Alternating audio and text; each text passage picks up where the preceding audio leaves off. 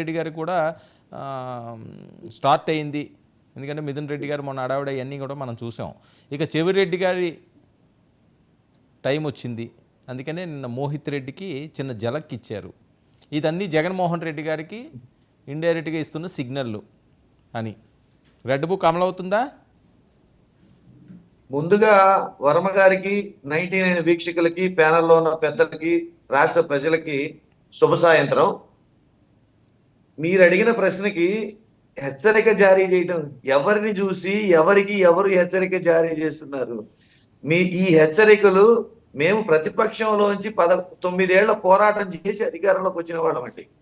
9 ఏళ్ల పోరాటం చేసి ఆనాడు ఢిల్లీ సోనియా గాంధీకి కడపకి పోటీ అని చెప్పేసి, ఢిల్లీకి ఇటలీకి కడపకి పోటీ అని చెప్పేసి సూపర్ పవర్ లో ఉన్న కాంగ్రెస్ పార్టీ అధికారంలో ఉన్నప్పుడు ఢిల్లీని ఢీకొట్టి మేము అధికారంలోకి వచ్చిన వ్యక్తులం. ఈ కేసులు, ఈ జైళ్లు, ఈ గొడవలు, ఈ బెదిరింపులు, ఈ ఉడత ఊపులు ఇవన్నీ చూసిన తర్వాతే మేము అధికారంలోకి వచ్చాం. ఈ హెచ్చరికలు ఇవన్నీ కాదు. మేము అడుగుతున్నది ఏంటంటే మీరు చెయ్యండి. మీరు గత ప్రభుత్వంలో ఎవరెవరైతే తప్పులు చేశారో, ఎవరెవరైతే నేరాలు చేశారో వాళ్ళందరి మీద చట్టపరమైన చర్యలు ఏమున్నా తీసుకోండి. అది పరిపాలనలో భాగం. మీరు చేయాల్సిన పద్ధతి కూడా పరిపాలనలో భాగం చేస్తూ, అది ఒక్కటే చేస్తూ ఇది శ్వేతపత్రాల పేరుతో సాగు పత్రాలు రిలీజ్ చేసి, ఆ సాగు పత్రాల్లోనే మీరు గమనించాల్సిన విషయం ఇంకొకటి ఉంది. అదేంటంటే 14 లక్షల కోట్లు అప్పులు చేశారని ప్రతిపక్షంలో ఉండగా చంద్రబాబు నాయుడు గారు, పవన్ కళ్యాణ్ గారు, అట్లనే పురంధేశ్వరి గారు కేంద్రానికి ఒక వినతి పత్రం కూడా ఇచ్చారు. 14 లక్షల కోట్లు అప్పు అయిందని చెప్పేసి. ఈ రోజు వాళ్ళు విడుదల చేసిన ఆ 14 లక్షల కోట్ల అప్పు అయింది అన్నప్పుడే సూపర్ 6 ని అనౌన్స్ చేశారు. 14 లక్షల కోట్ల అప్పు ఉందని చెప్పేసి కేంద్రానికి ఫిర్యాదు చేసినప్పుడే ఈ రోజు శ్వేతపత్రాల ద్వారా వాళ్ళు చెప్పిన లెక్కల ప్రకారమే 10 లక్షల కోట్ల అప్పు చూపిస్తున్నారు. 14 లక్షల కోట్ల అప్పు ఉన్నప్పుడు అనౌన్స్ చేసిన సూపర్ 6 ఇప్పుడు 10 లక్షల కోట్ల అప్పు అయితే ఎందుకు అమలు జరపలేకపోతున్నారు? వాళ్ళు చెప్పిన లెక్కల ప్రకారమే. అవి కూడా తప్పు అనుకోండి. యాక్చువల్ గా 8 లక్షల కోట్లు వస్తుంది, అది కూడా తప్పులు తడకేననుకోండి. కానీ వీళ్ళు ఎందుకు అమలు జరపలేకపోతున్నారు? ఒక పక్క పరిపాలన ఎందుకు జరగట్లేదు? పథకాలు ఎందుకు ఇవ్వట్లేదు? మీరు ఇచ్చిన మాట ఎందుకు నిలబెట్టుకోవట్లేదు? ఎందుకు అడిగిన వాళ్ళ మీద దాడులు చేస్తున్నారు? ఎందుకు ప్రశ్నించిన వాళ్ళ మీద కేసులు పెడుతున్నారు? ఎందుకు ఎదురు తిరిగిన వాళ్ళ మీద హత్యలు చేస్తున్నారని చెప్పేసి మేము అడుగుతుంటే, ఏమైంది అమ్మఒడి అని అడిగితే, ఏమైంది రైతు భరోసా అని అడిగితే, ఏమైంది వాలంటీర్లకు 10,000 అని అడిగితే, ఏమైంది పెన్షన్ అని అడిగితే, ఏమైంది మహిళా 1500 పెన్షన్ అని అడిగితే, ఏమైంది నిరుద్యోగ భృతి అని అడుగుతుంటే, వీటి బదులు కేసులు పెడతాం, జైల్లో పెడతాం, జగన్మోహన్ రెడ్డికి ఇది హెచ్చరిక, వాళ్ళకి ఇది హెచ్చరిక. అవన్నీ మీరు ఎవరొద్దన్నారండి? చట్టపరంగా ఎవరైతే నేరం చేస్తున్నారో వాళ్ళందరి మీద చర్యలు తీసుకోండి. కానీ స్కూళ్ళు స్టార్ట్ అయ్యి రెగ్యులర్ గా జరుగుతున్న అమ్మఒడిని రెగ్యులర్ గా ఒకటి జరుగుతుంది. ఏ ప్రభుత్వం అయినా కొత్తగా ఇచ్చే పథకాలకి మేము టైం తీసుకున్నాం అంటాం సహజమే.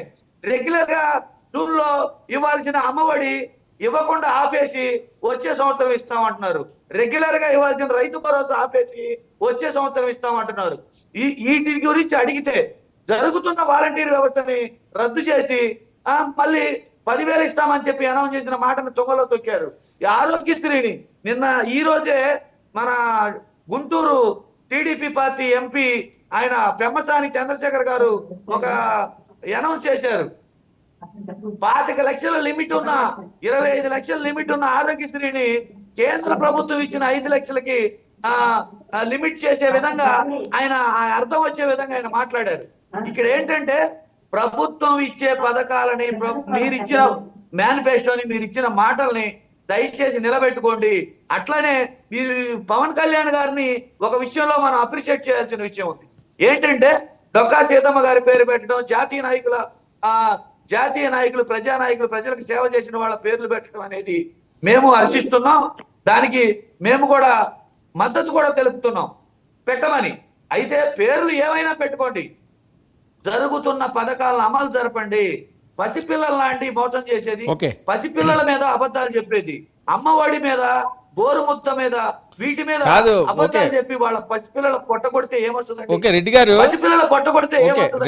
రెడ్డి గారు ఒక్క విషయం, పవన్ కళ్యాణ్ గారికి మీ మద్దతే కాదట, మీ ముఖ్య నేతలు, మీ మాజీ ఎమ్మెల్యేలు వీళ్ళందరూ కూడా మద్దతు పలుకుతున్నారట, ఒకరు జనసేన వైపు చూస్తున్నారట, నిజమా? మేము ఆ నిర్ణయానికి మద్దతు తెలిపాం. ఒక అదేనండి, మంచి మీరు ఈ నిర్ణయానికి- రకంగా మద్దతు ఒక తెలిపారు, మంచి వేరే మీ నిర్ణయానికి ఎమ్మెల్యేల మద్దతు స్థాయిలో తెలిపితే- వేరే రకంగా మద్దతు తెలుపుతున్నారు అని. ఎందుకంటే కిలార్ రోషి గారు లేకపోతే సరే, అది మీ ఊహాగానాలు. మీరు అవి ఊహాగానాలు, ఎవరి ఊహలో వాళ్ళకు వదిలేద్దాం.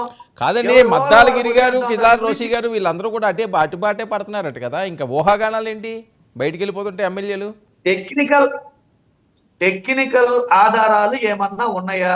టెక్నికల్ ఎవిడెన్స్ ఏమన్నా ఉందా? కాదు, పార్టీలో ఉంటే మీరు మీరు బయటికి వెళ్ళిపోవడం మాట్లాడండి. ఏంటి? అంతేగాని దేనికి నచ్చక ఏమన్నా వేరే పార్టీకి వెళ్ళే ఆలోచన గారు, మీకు ఇన్ఫర్మేషన్ ఉంటది కదా. వర్మ గారు, ఎవరు ఏ పార్టీ కన్నా వెళ్ళనివ్వండి, ఖచ్చితంగా మేము చెప్తున్నాం. మళ్ళీ ప్రభుత్వం ఎన్నికలు వచ్చే సమయానికి ప్రభుత్వం మళ్ళీ మారుతుంది.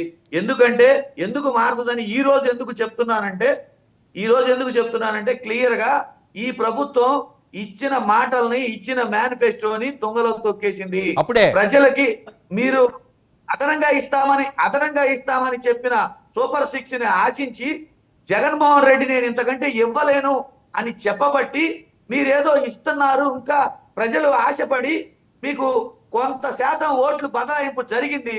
ఆ జరిగిన ఓట్ల బదలాయింపుని మీరు అసెంబ్లీ సాక్షిగా ఓకే గతంలో ఎప్పుడు చంద్రబాబు నాయుడు గారు గెలిచిన తర్వాత ఎట్లా మాట్లాడతారో అట్లానే మాట్లాడి, ఇది మేము చేయలేము, మాకు భయం వేస్తుంది, రాష్ట్ర పరిస్థితి ఇలా ఉంది, ఓకే రాష్ట్ర పరిస్థితి ఇలా ఉందని చెప్పే మీరు అధికారంలోకి వచ్చారు.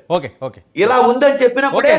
14 లక్షల కోట్ల అప్పు ఉందని చెప్పినప్పుడే సూపర్ 6 అనౌన్స్ చేశారు. ఓకే మీరు అన్నిటికీ ఇంకొక విషయం, ఓకే. ఇంకొక చిన్న పాయింట్ సార్, టెక్నికల్ పాయింట్ ఒకటి వరమ గారు చెప్పండి. మీ ద్వారా ఒక మాట చెప్పాలి. చెప్పండి. టెక్నికల్ పాయింట్ అదేంటంటే, పక్కన ఉన్న బీహార్ నితీష్ కుమార్ 59,000 కోట్లు గ్రాంట్ తెచ్చుకుంటే, అదే ప్రభుత్వంలో భాగస్వామిగా ఉన్న చంద్రబాబు నాయుడు 15,000 కోట్లు లోన్ తెచ్చి సంకల గుద్దుకుంటున్నారు. ఇది ఎంతవరకు వెళ్తుందో చూడండి. ఇది 15,000 కోట్ల లోను ఆంధ్రప్రదేశ్ తరఫున అప్పు తెచ్చి మేము సంకలు కొట్టుకుంటూ మేము అది సాధించాం, వస్తున్నాయి అంటున్నారు. సంపద సృష్టిస్తానని చెప్పిన చంద్రబాబు నాయుడు గారు ఈ 50 రోజుల కాలంలో చేసిన అప్పు ఎంత, ఓకే అమలు జరిపిన పథకాలు ఎన్ని, ఖర్చు పెట్టిన విధానం ఎంత, ఒక్కసారి గమనించి చూసుకోండి. ఓకే రెడ్డి గారు ఒక్క నిమిషం. సంపద సృష్టిస్తామని చెప్పి అధికారంలోకి వచ్చారు. ఓకే గత శాంతి ప్రసాద్ ప్రభుత్వం గారు, అప్పులు చేసిందన్నారు. గత ప్రభుత్వం శ్రీలంక ఓకే శాంతి ప్రసాద్ గారు, గత ప్రభుత్వం వల్ల రాష్ట్రం ఓకే నాశనం ఒక్క నిమిషం. అయిందన్నారు. రెడ్డి గారు మరి ఈ ప్రభుత్వం ఏం ఒక్క చేస్తుంది? నిమిషం మాట్లాడేది గారు. శాంతి ప్రసాద్ గారు, కొద్దిగా రెడ్డి గారు తగ్గితే మాట్లాడచ్చు. ఆయన సైలెంట్ అయిపోయారు, ఇంక మీరు మొదలు పెట్టచ్చు. ఏంటి సార్, రెడ్ బుక్ అమలు చేస్తున్నారట, మోహిత్ రెడ్డికి ఇచ్చిన హెచ్చరిక అది ఆయనకి కాదు జగన్మోహన్ రెడ్డి గారికి, ఇంక మీరు రెడీగా ఉండండి అని చెప్పి ఇండైరెక్ట్గా చెప్పడం అట. మీ దగ్గర కూడా ఏమైనా పుస్తకాలు ఉన్నాయండి? ఓన్లీ టీడీపీ వాళ్ళ దగ్గరే ఉన్నాయి ఆ పుస్తకాలు? మా దగ్గర పుస్తకాలు అండి, దేశంలో ప్రజలందరి దగ్గర ఉన్నాయి. మీ దగ్గర అంటే నేను అడిగేది మీ దగ్గర మీరు రెగ్యులర్గా చదివే లా పుస్తకాలు కాదు.